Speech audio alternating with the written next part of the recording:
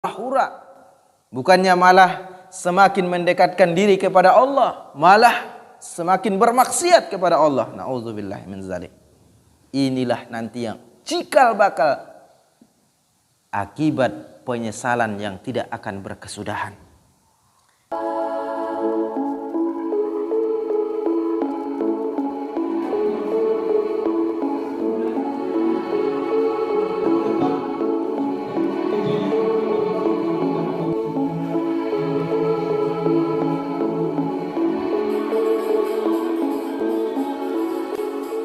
Assalamualaikum warahmatullahi wabarakatuh. Saat ini teman-teman semua, saya bersama dengan Ustaz Chandra selaku Bismillahirrahmanirrahim. Assalamualaikum warahmatullahi wabarakatuh.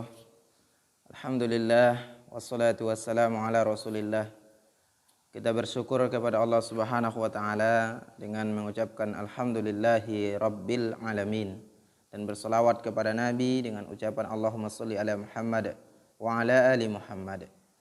Pemirsa dimanapun Anda berada, sebagaimana Nabi kita Muhammad sallallahu alaihi wasallam menjelaskan dalam sebuah sabdanya, idza mata ibnu adam in qata amalu illa min salasin, sadaqatun jariyah aw ilmi yantafa'u bih aw walidan sholihan yad'ulah. Sedekah jariyah melalui donasi Bapak Ibu Saudara ke pesantren kaderisasi Hummalul Quran, mudah-mudahan dicatat oleh Allah Subhanahu wa taala sebagai amal jariyah. Mari Bapak Ibu salurkan harta yang dititipkan oleh Allah kepada Bapak Ibu untuk bekal nanti di akhirat, bekal nanti ketika di hari yauma la yanfa'u malu wala banun illa man atallahi biqalbin salim. Silahkan sekali lagi kami mengajak para muhsinin dan muhsinat, mudah-mudahan kita adalah orang yang beruntung sehingga jangan sampai nanti kita menyesal ketika selama di dunia kita lupa untuk perbekalan akhirat kita. Sebagaimana penyesalan ini diabadikan oleh Allah di dalam surah Al-Munafiqun. Falaula akhartani ila ajalin qarib fa asaddaqa wa akum minas solihin. Walau yuakhirullahu nafsan idza jaa ajaluha la yastakhiruna sa'ata.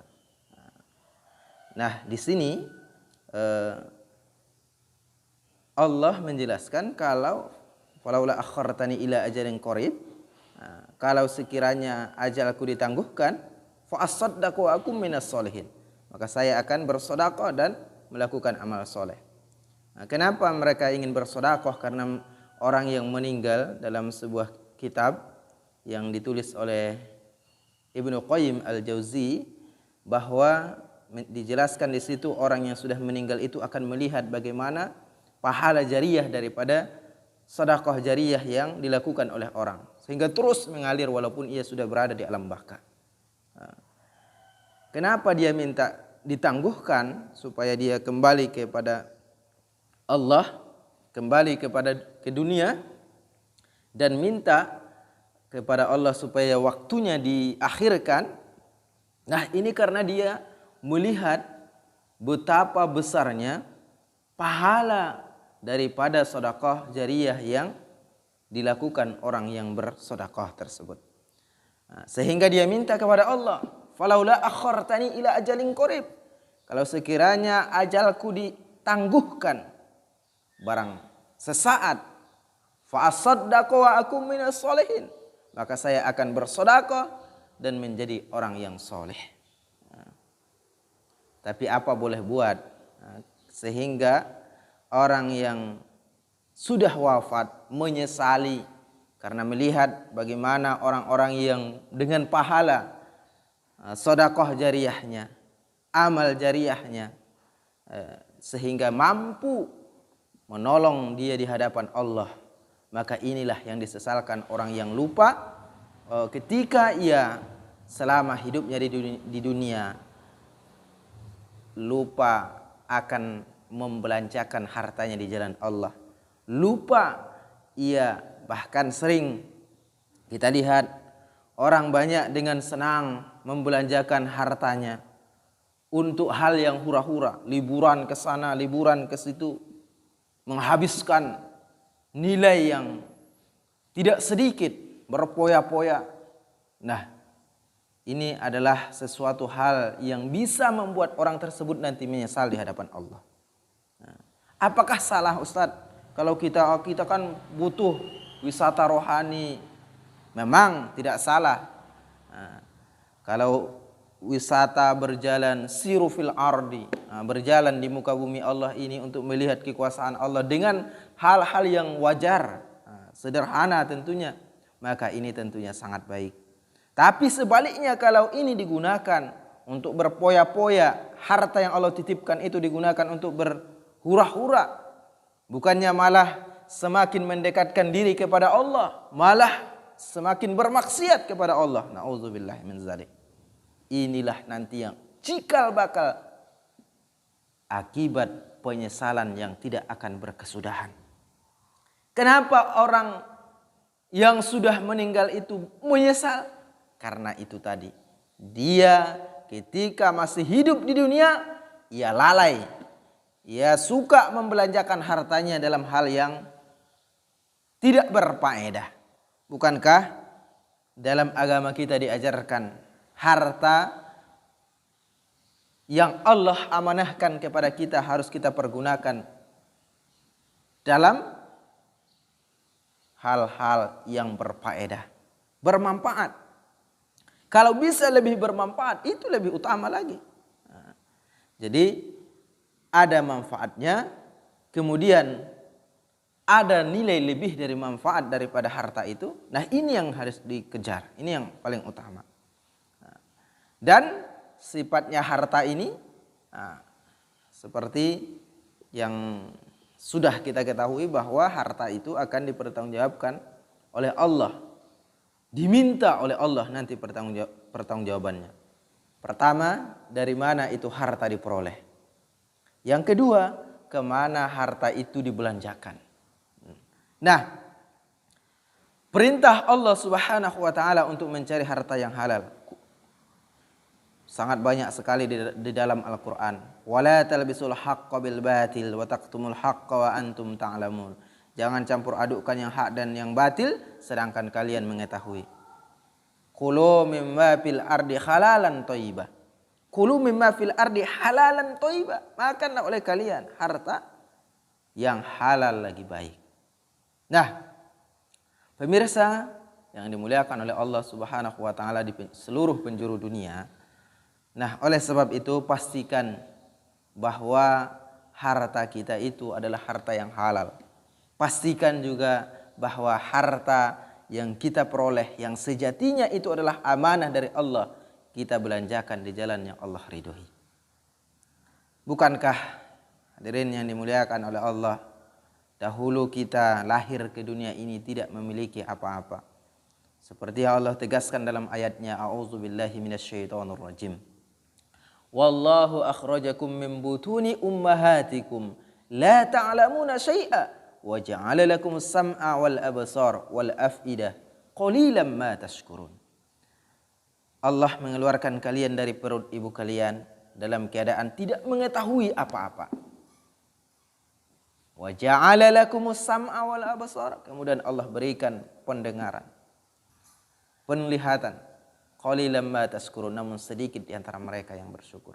Ternyata Bapak Ibu, saudaraku sekalian, orang yang bersyukur itu adalah orang yang mampu menggunakan nikmat yang Allah berikan ini untuk hal-hal yang Allah ridhoi.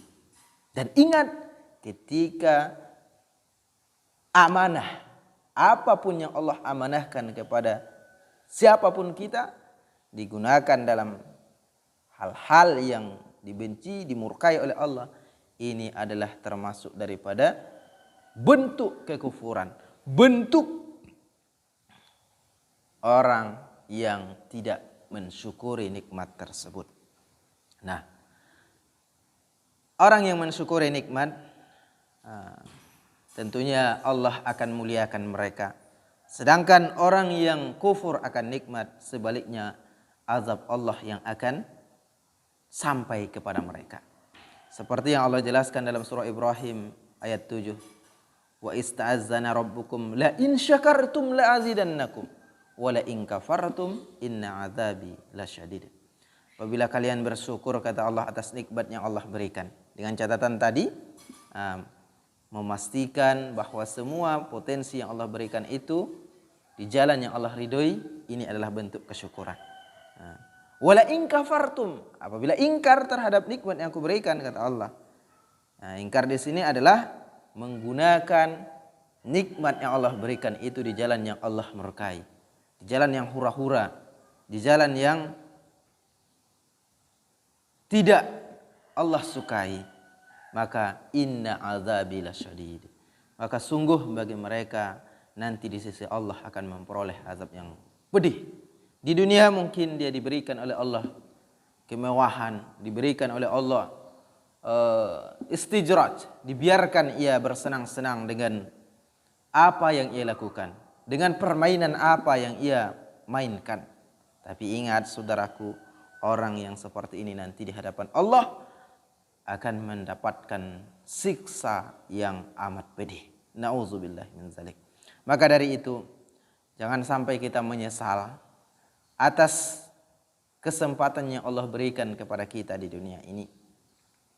Ketika kita diingatkan oleh saudara kita, maka jangan lihat siapa yang mengatakan, tapi lihatlah dari mana ia mengatakan itu. Kalau itu dari Allah dan Rasul, maka pegang dan amalkan. Karena itulah yang nantinya yang bisa menolong kita di hadapan Allah.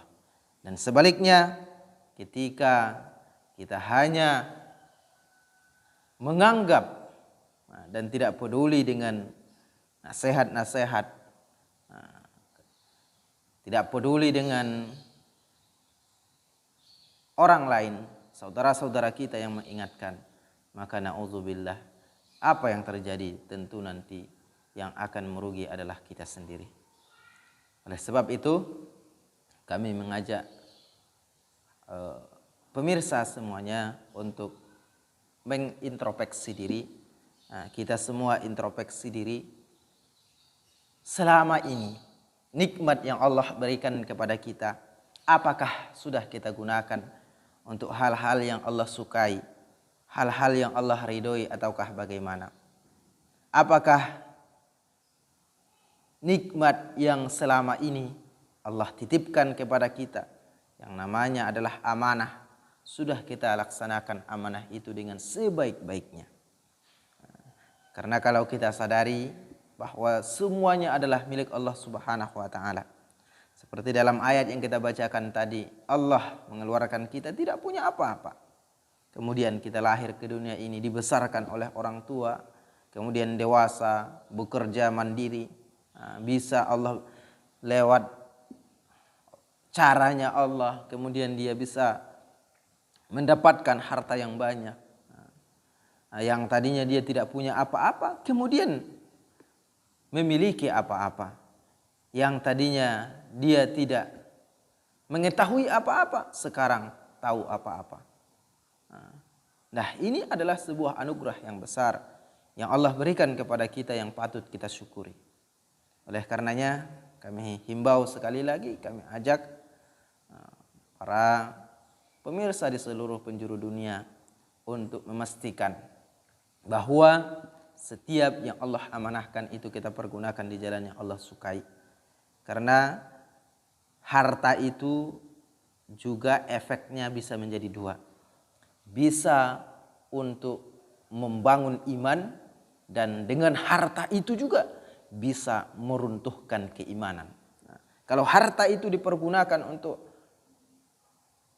hal-hal yang bisa mendorong orang supaya berbuat baik, beramal soleh, tentu dia akan membangkitkan iman. Tetapi kalau harta itu dipergunakan untuk hal-hal yang mabuk-mabukan, hura-hura, pesta-pesta, poya-poya, dangdut-dangdutan, miras, ini yang cikal bakal akan menghancurkan dan akan menjerumuskan orang. Bukan hanya orang yang punya harta, tetapi orang yang berefek, yang terjerumus, ikut nimbrung dalam hal itu juga akan mendapatkan dosa. Dan ini juga akan menjadi dosa jariah. Asbab daripada harta yang digunakan sehingga orang berfasilitas dengan harta itu untuk bermaksiat kepada Allah. Nauzubillahi min zalik. Mudah-mudahan kita menjadi orang yang memanfaatkan harta amanah yang Allah berikan itu di jalan yang Allah ridhoi, sehingga kita mendapatkan pahala jariah dari harta yang Allah titipkan tersebut, dan kita tergolong kepada orang-orang yang beruntung. Mudah-mudahan kita dicatat oleh Allah sebagai orang yang beroleh keberuntungan dunia dan akhirat. Itu saja yang saya sampaikan pada kesempatan kali ini. Nasrum minallah wa fathun qarib wa basyiril mu'minin. Wassalamualaikum warahmatullahi wabarakatuh.